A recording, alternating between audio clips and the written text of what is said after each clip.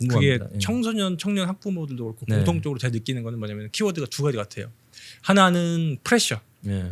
그리고 하나는 만족감. 이 두 가지인데 예를 들어서 우리가 이렇게 아이 때는 네. 프레셔가 크게 없잖아요. 네. 모르고 그냥 놀면서 되는 거죠. 예. 그리고 다 만족이란 개념도 없을 것 같아요. 네. 크게. 근데 저는 그 점점 커질수록 이제 프레셔 때문에 사람이 이제 불안해지고 불만족해진다고 보거든요. 근데 네. 예를 들어 저는 방송인 김종민 씨도 그렇고 네. 우리가 많이 봤던 시트콤 프렌즈 같은 거 보면은 제가 제일 좋아하는 캐릭터가 조이예요. 네. 근데 조이 보면은 인생에 프레셔가 많이 없어 보여요. 네. 맞아요. 근데 제일 행복해 보이거든요. 저는 약간. 네. 근데 누군가는 조이를 뭐 바보 같다고 할 수 있는데 저는 굉장히 우리가 더욱더 나이 먹을수록 더욱더 붙잡아야 될 캐릭터라고 좀 봐요. 사실 그 프레셔가 대부분이 안 느껴도 될 프레셔가 많거든요. 고민들도 그렇고 대부분이. 그래서 그렇죠. 저는 네. 고민 없는 아이들이 저는 그래서 현장도 그렇고 청년들도 그렇고 잘 안 풀려도 되겠죠. 이건 이제 합리화할 수도 있는데 프레셔를 스스로 안 느끼려고 하는 사람들, 공부 잘하는 애들 보면은 그냥 해요 대부분. 프레셔를 어느 정도 느낄 수도 있지만 그냥 해요 대부분. 그냥 공부하는 게 당연한 거고 공부가 재밌어요. 혹은 힘들어도 그냥 해요. 남들보다 프레셔를 덜 받아요. 대부분 정말로 느끼는 게. 그래서 네.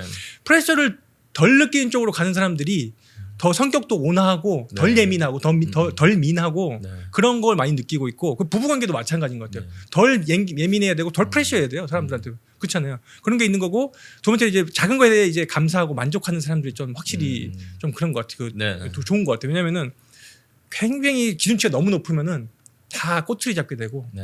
굉장히 예민해지고 너무 디테일해지는 순간 피곤해져요.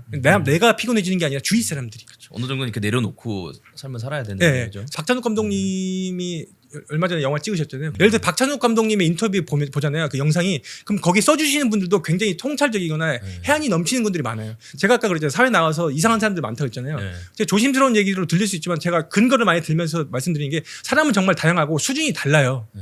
이걸 마치 사람은 모두 똑같고 존귀하고 아름다운 존재 맞아요. 1차적으로 맞아요. 근데 우리 왜 여기에 만약에 같이 내일부터 전과 12범이랑 여자 성폭행 사람들이랑 같이 하하호호 같이 아름답게 사세요라고 하면은 손들어서 같이 앞장설 사람 없을 거예요. 대부분. 그렇잖아요. 그게 현실이잖아요. 우리 솔직히. 그렇죠. 그래서 저는 이게 뭐 사람을 등급을 나누자 이런 개념이 아니라 통찰적인 사람들이 많이 있으니까 많이 보시라고 말씀드리는 건데 제가 박찬욱 감독님 얘기 그 볼 때도 이 본인이 굉장히 예민했대요. 과거에도 그렇고 지금도 그렇고 완벽주의 성향이. 네. 근데 어느 순간 그걸 좀 느꼈대요. 내가 이렇게 하는 순간 주위 사람들이 힘들구나. 피곤해지는구나. 피곤해지는구나. 그래서 저도 굉장히 그걸 줄이려고 해요. 그래서 사업 잘하시는 분들이나 좀 잘난다는 분들은 보통 완벽주의 성향이 있거나 굉장히 그렇죠. 기준치가 높아요. 왜냐하면은 다르게 얘기하면 성공하려면 기준치가 높긴 높아야 되고 저점도 높아야 되고 고점도 높아야 돼요. 그건 당연한 건데 100점보다는 한 95를 추구하려고 해야지 나도 편해지고 네. 네. 나중에 어차피 힘이 빠질 수밖에 없는데 나도 서서히 내려올 수 있게 되고 또 옆에 있는 사람들도 행복해지더라고요. 그래서 네. 저도 옛날에는 저 잘난 말에 살거나 혹은 내가 잘났으니까 거의 그 방향대로 가면 되니까라고 하는데 요즘에 좀 더 상대를 좀 더 이해하는 쪽으로 간다거나 네. 넘어갈 때도 좀 많은 것 같고 그렇게 또 가고 있어요. 실제로 힘을 좀 빼야지 잘 되는 경우도 많더라고요. 그렇죠. 예. 예. 근데 또 살다 보면은 뭐 거의 부모님이랑 독립해서 사는 순간부터는 이제 내 옆에 파트너라고 해야 될까요? 사실 이쪽에서 받는 프레셔가 대부분을 좀 차지할 것 같은데 지금 고백하시는 거예요? 그런 건 아니고요. 뭐 모르겠습니다. 뭐 MBTI 관점에서 보면 T라고 볼 수도 있을 것 같은데 저 T예요. 결혼을 이제 사랑이 아니라 경영이다라고 이제 굉장히 발칙한 선언을 해주신 적이 있던 것 같아요. 그래서 뭐 배우자를 고르는 안목이 최고의 재테크다 뭐 이런 말씀도 해주셨는데 뭐 요런 저런 관점에서 배우자를 고르는 뭐 좋은 기준이라든지 아니면은 좀 T로서 사랑을 배제하고 좀 고르는 그런 선택지들에 대해서 조금 말씀 여쭤보고 싶어요. 참고로 저는 이제 나이 먹다 보니까 에스트로겐이 올라가는지 F로 많이 바뀌더라고요. 우리 와이프가 T가 되고 특히 아들 키우면 또 그렇게 되는 것 같아요. 그래요. 네. 저 개인적으로는 이제 책에도 그렇게 문구를 썼어요. 뭐냐면은 결혼이란 건 합병하는 과정이다. 합병할 때 목표가 우리 같이 만나서 그 정도 고만고만하게 하자는 게 아니라 더 시너지를 내려고 합병하는 거잖아요, 우리가. 그렇죠. 그런 관점에서 얘기를 드리는 건데 사실 이제 가장 기본이 되는 건 그거 같아요. 둘이 만나서 잘 되려면은 이제 이렇게 해야 되는데 반대로 얘기하면은 둘이 만나서 안 되는 경우가 너무 많아요, 요새. 예를 들어서 이혼율이 높은 것도 마찬가지고 이혼하지 않더라도 불행하게 사는 사람들이 은근히 많아요. 그래서 그런 부분에서 무형과 유형의 조건을 미리미리 연애 때 많이 봐라 이런 얘기를 제가 드리는 거예요. 네. 우리가 예를 들어서 합병을 한다 칠게요. 우리가 합병하는 위치까지 가면 좋겠어, 우리가 다. 근데 합병할 때 그냥 겉만 보고 안 하잖아요.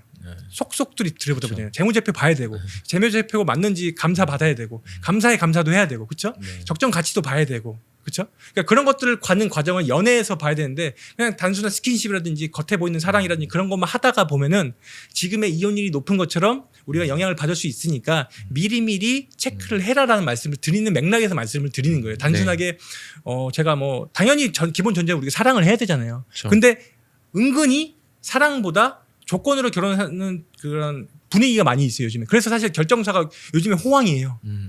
그래요. 그게 무조건 뭐 사랑이 없다라고는 얘기 못하지만 조건적인 측면이 강화되는 거잖아요 우리가. 그만큼 또 이제 중요한 덕목으로 그렇죠. 나온 거니까. 예. 그러다 보니까 제가 그런 말씀 드린 거고 가장 중요한 거는 일반 사람들 기준으로 했을 때 물론 그분들도 일반 사람이 많지만 사랑이라는 게 전제이고 하지만 결혼할 때 좀 더 좋으려면은 안정적인 얘기가 얘기 있어야 된다. 예를 들어서 종교 문제도 굉장히 예민한 문제예요 서로. 그럼요.